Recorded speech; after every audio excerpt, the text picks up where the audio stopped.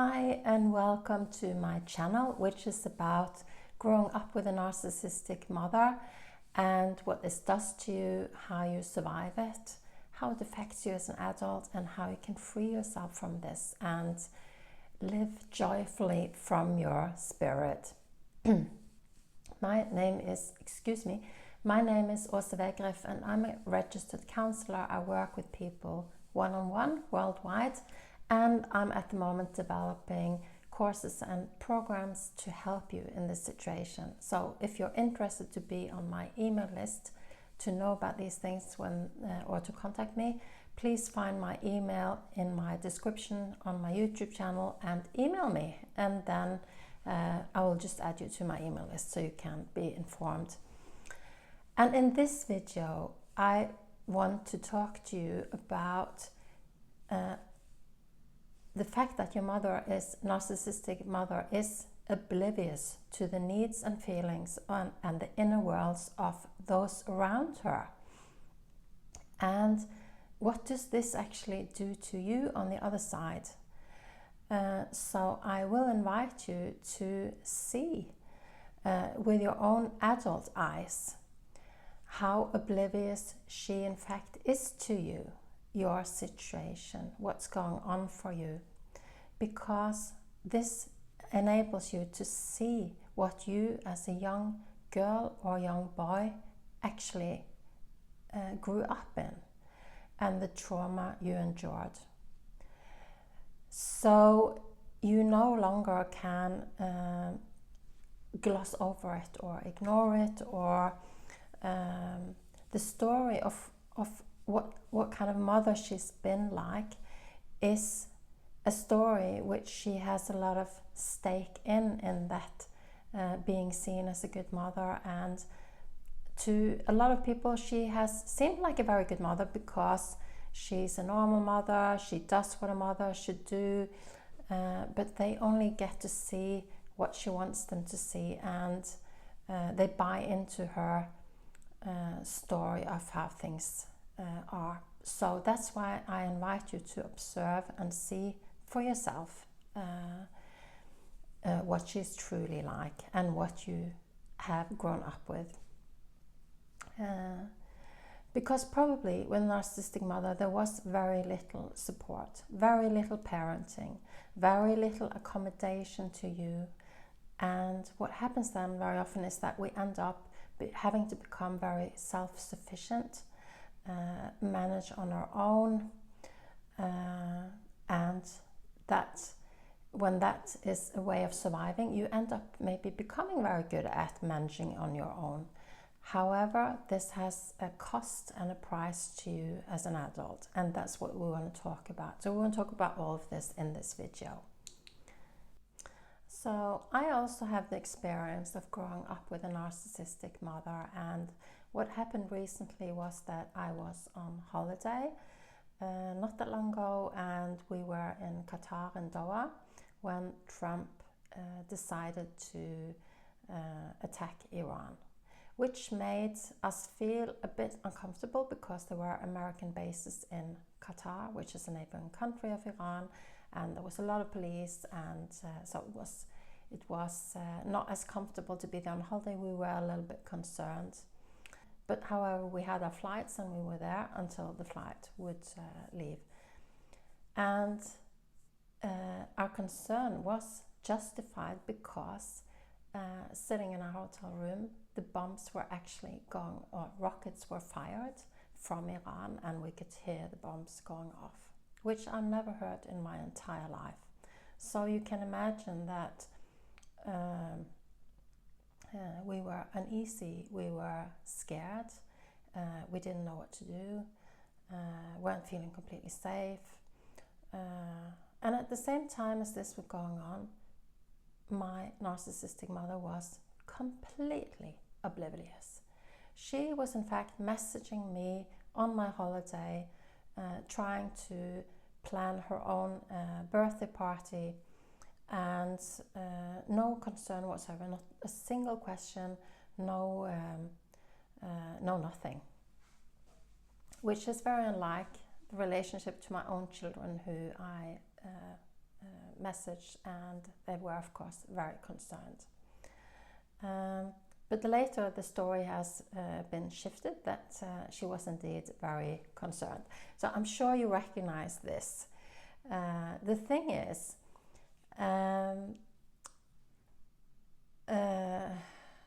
whatever is going on in your life, there are so many things that can be going on in our lives. Like we can be going through illness, we can be going through struggles in our relationships, we can be going through being a single parent, we can be going through work things, whatever it is. Life is hard, and you don't have a mother who is tending to your situation, who is aware of these things that are going on for you. And it's just really lonely, and it's just really difficult. And instead, she wants the attention on herself. So,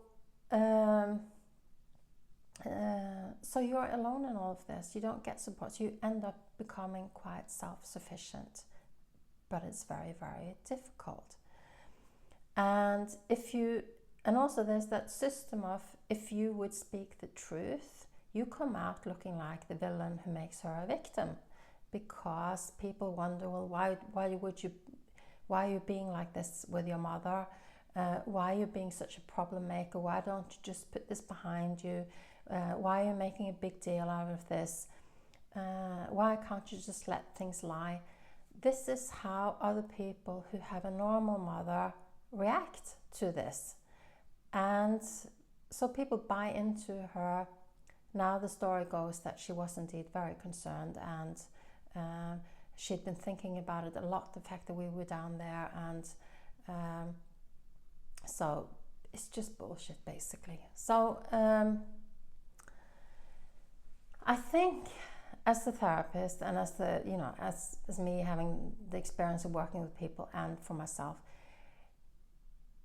listen to your own experiences. Look at what you're actually observing, what your truth is, because everyone else gets so colored by the picture that she paints, the story that she tells. And it's so hard to hang on to one's truth, so we get caught up in a system that is untrue and takes us away from what we know is right.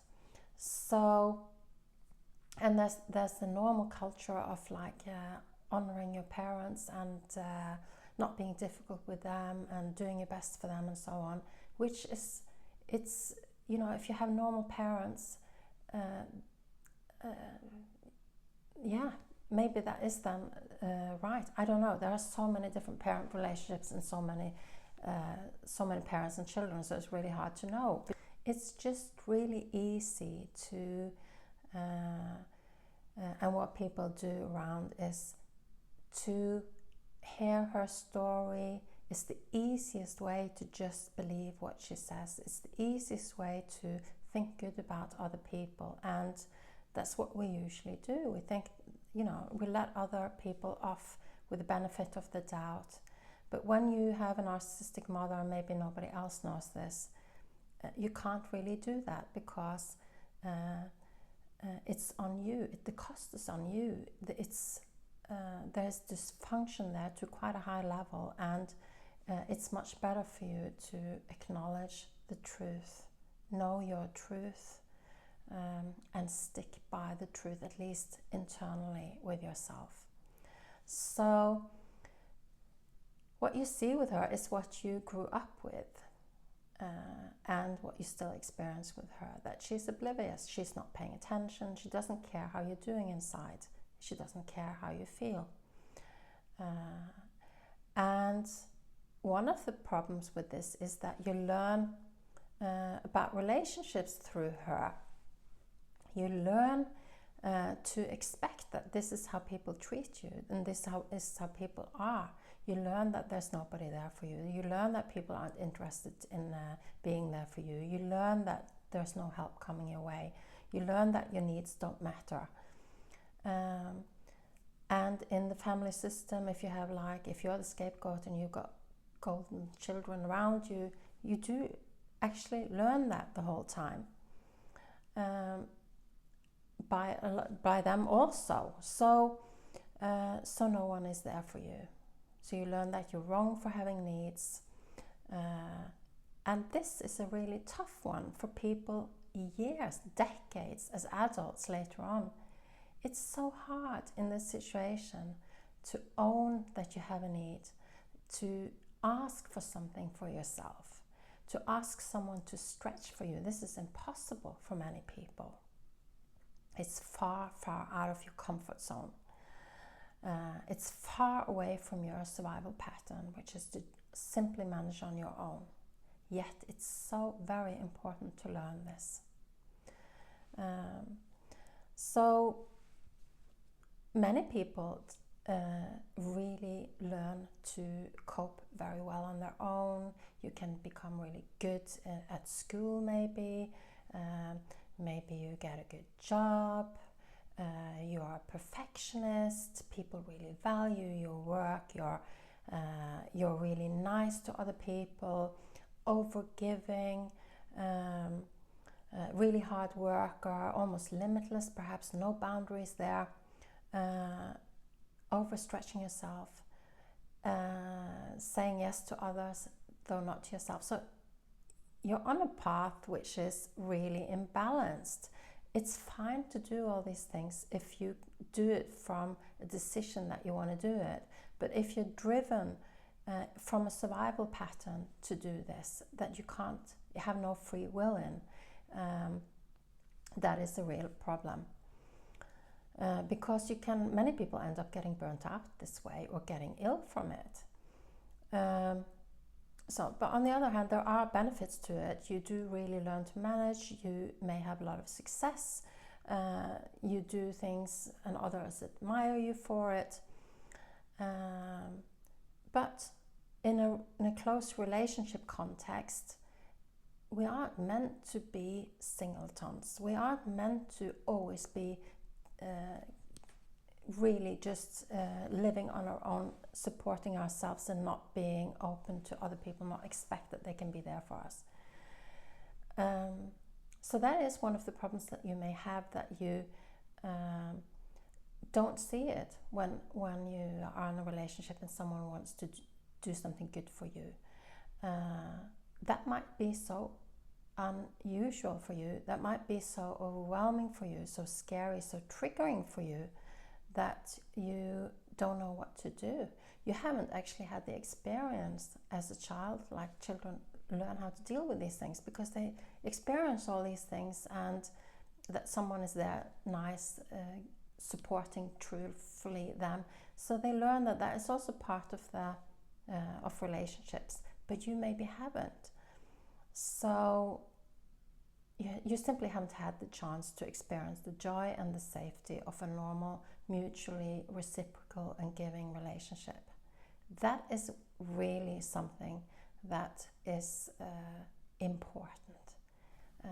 So in order for you to experience a real, healthy, loving, intimate relationship, what it does take is that you actually see yourself and that you let the other person see you with pluses and with minuses, with the good parts, the shameful and the difficult parts as well, and seeing each other and still being there for each other, still loving each other, having needs, letting the other person be there for you and being there for them.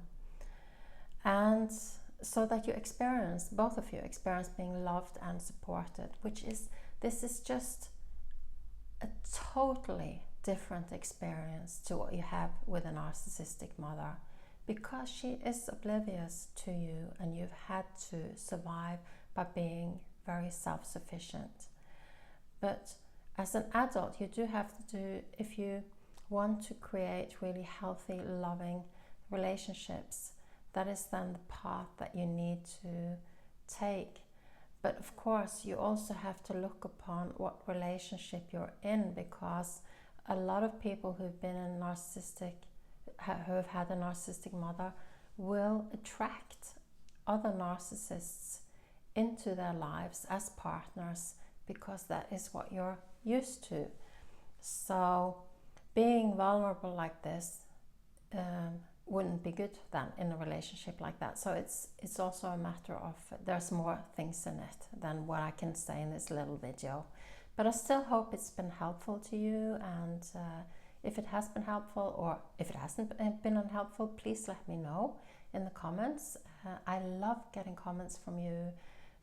Please subscribe or like if you feel that this resonates with you and you'd like more, because then I get to see you again. And I wish you a lovely day. Thank you.